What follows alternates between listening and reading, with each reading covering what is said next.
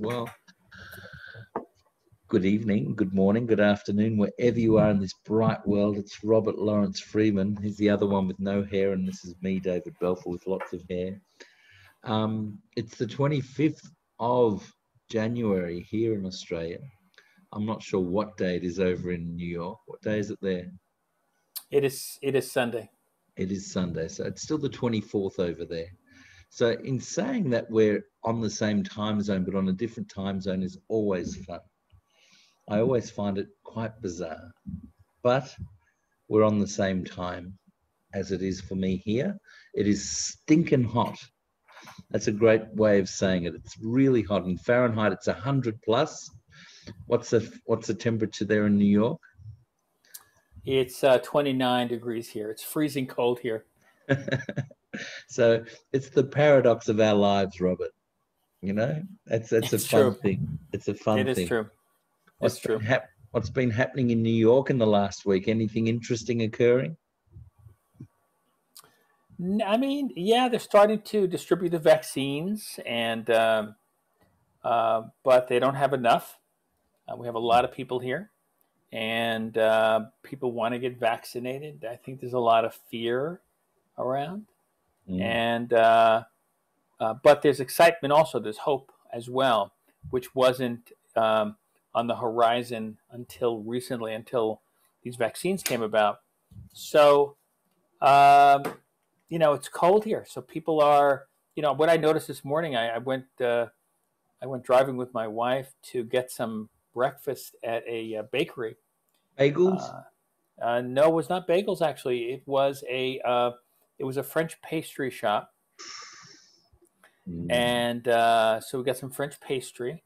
But on the way there, I'd noticed that the only people that were on the street were the people who had a dog, and they had to walk the dog. There was no one else except dog walkers. And so I thought to myself, boy, I'm really happy I don't have a dog. I do not want to be forced to walk a dog in this weather. Really? Well, I mean,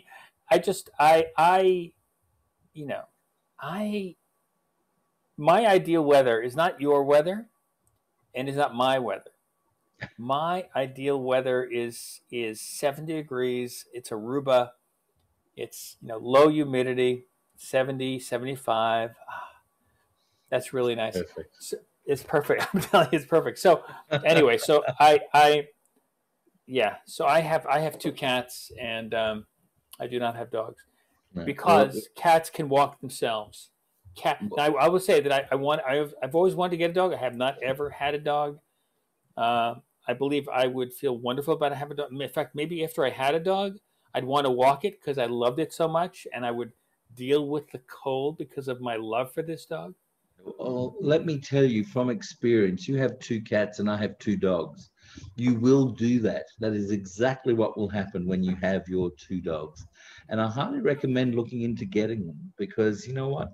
The love that you get from a dog is very different from the love that you get from a cat. A cat will turn its back on you and put its ass in your face and give its tail a flick. You know, the flick that I'm talking about? When they've had enough. A dog will come and greet you at the door just because it wants to say hi. Whereas a cat will turn up at the door and say, why haven't you fed me? And shit in your shoe. So, all right, David, look, I realize that what we're doing is we're entering the dog cat conversation. And so what I will tell you is what I will tell you is that my cats, your cats, act like dogs. Ah. Because when I come home, they're excited to see me. They want me to pet them. When I'm sitting on a chair, he'll come and he'll sit on my lap. If I go somewhere else, he'll follow me, sit on my desk with me when I'm working. If I leave the room, he wants to come with me wherever. So I think this cat is headed for dogdom in its next life. I think it's in preparation for that. It's a dog life. It plays fetch.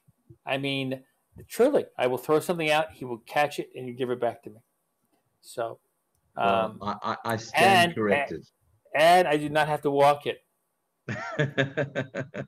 All the benefits of dogdom, and I don't have to walk the. I understand that.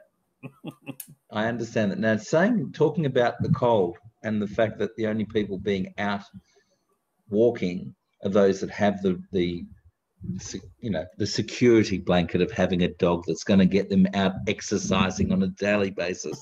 The joy of having a dog. It's taken me back 6 months ago since our winter. And our winter, we were in the throes of a lockdown in Melbourne. And we had a very severe lockdown at that point in time. But one of the benefits of being in winter was it stopped people from going out and spreading the virus. Right? That's and right. Another benefit of it is that people didn't go out and get the flu. The flu numbers are way, way, way down from what the end results of the flu and people dying from the flu, which is many, many thousands more normally than what would occur with regard to what's happened with COVID. So there's many benefits of the fact that it's cold over there. You know, that's very astute of you to say. Astute.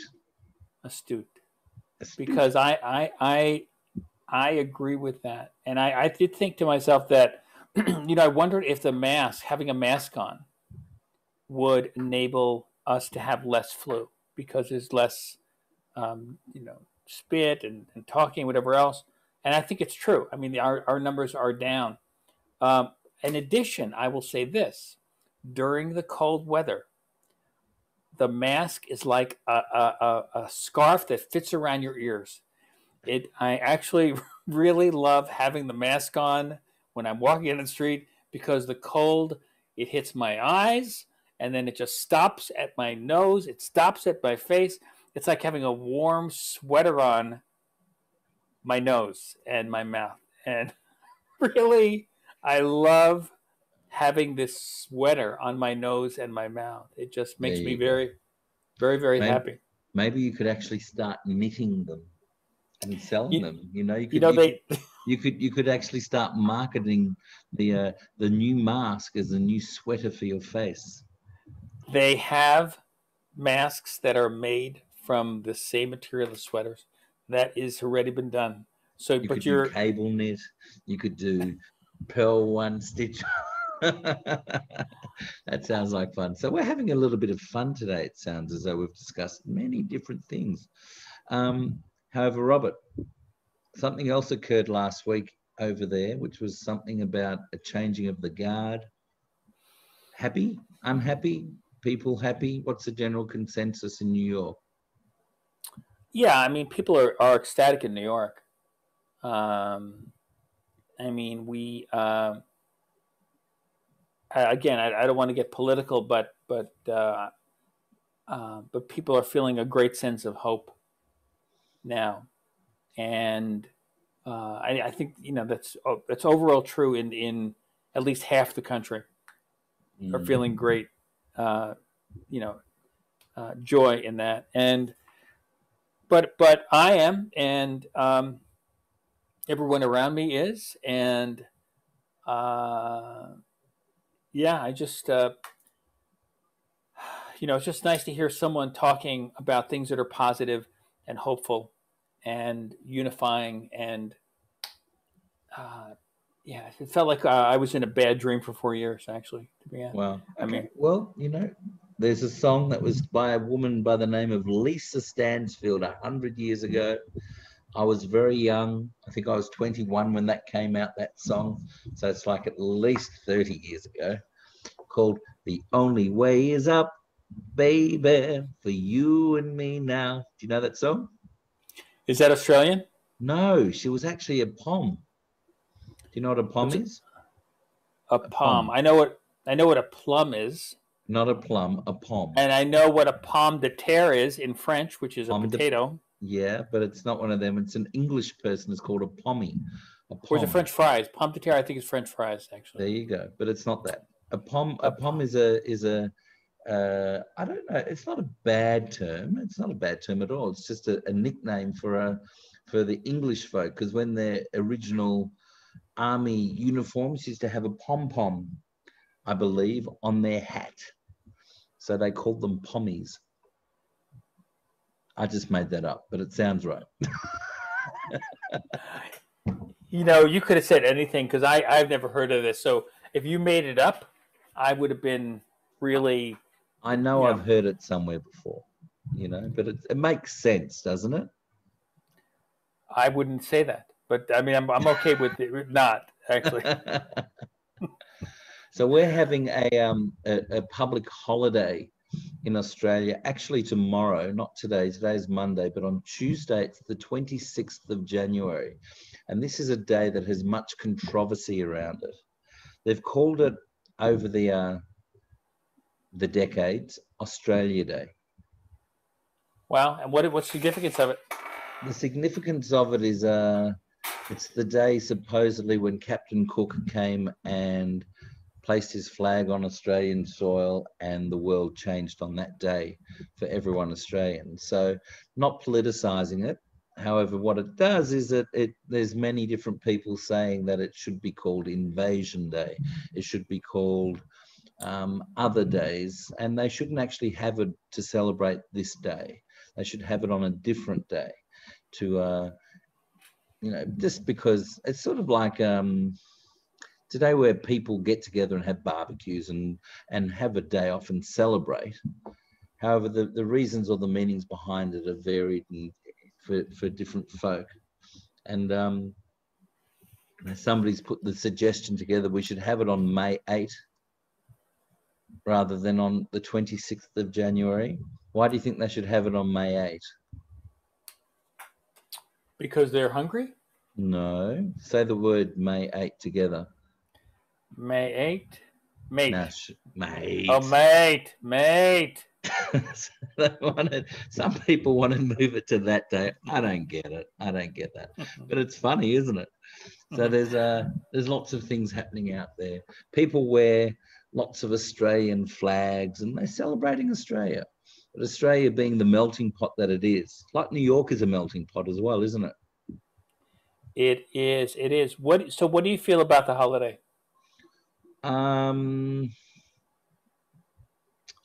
My feelings have changed over the years as I've realized what it actually represents.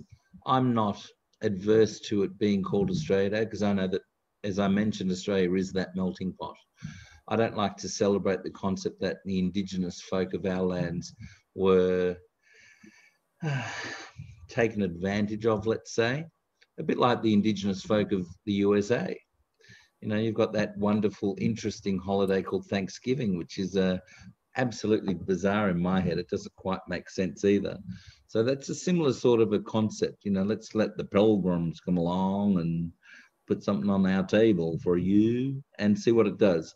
But Thanksgiving in a sense of, where people are looking at a day other than Christian holidays or Jewish holidays or Muslim holidays or Buddhist holidays to all come together is a lovely concept for families to come together, etc. I don't know if it's giving thanks. What is it that people do on Thanksgiving? I mean,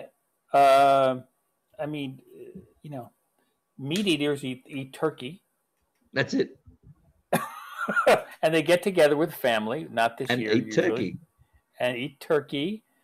You don't want to be a turkey on Thanksgiving. You don't want to be a turkey on Thanksgiving. Actually, there's this strange ritual that we do for the president. Finds one turkey that will not be slaughtered, and he graces that turkey with not being slaughtered and becomes a free turkey on that day here. It is true. It is true.